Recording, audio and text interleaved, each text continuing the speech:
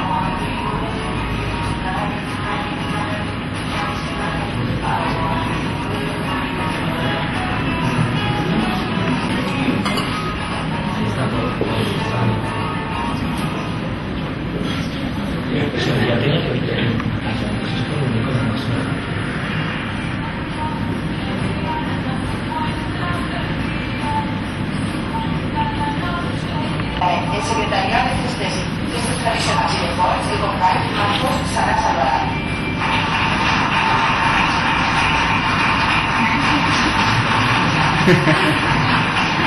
Víctor García Pelay.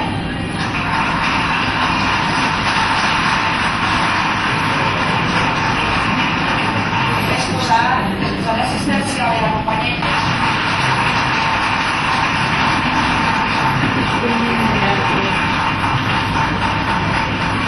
En la Secretaría de Educación, Juan José Julio Silvestre.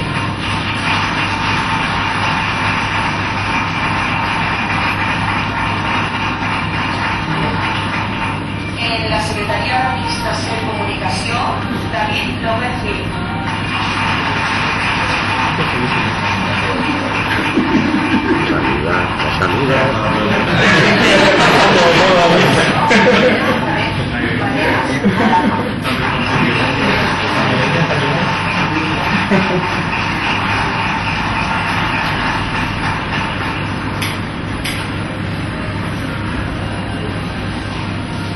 Companyes i companys, com deia Antonio Machado al seu discurs del 1 de maig del 37, el tabac, sobretot, en les vostres classes juvenils. Para adelantar un apellido, tío.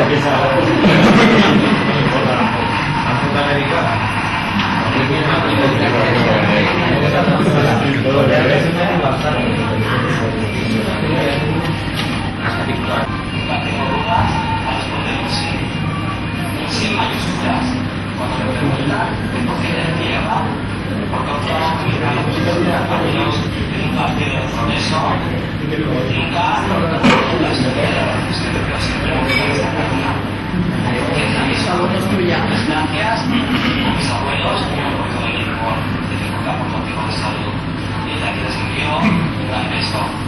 Les envío un gran beso porque son muchas las historias que me han contado de aquellos años tan lejanos en los que hubo la predictoria silencio al resto de opiniones.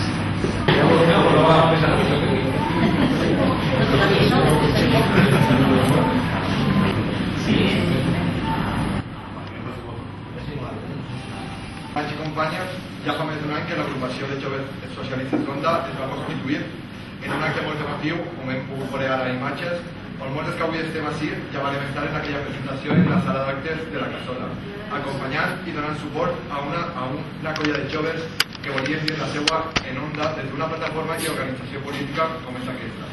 Molt bons records d'aquell dia. Un any després ens tornem a reunir per a celebrar que el projecte de Joves d'Onda no sols està tenint continuïtat, sinó que és una de les agrupacions més treballadores i lluitadores de tot el País Valencià.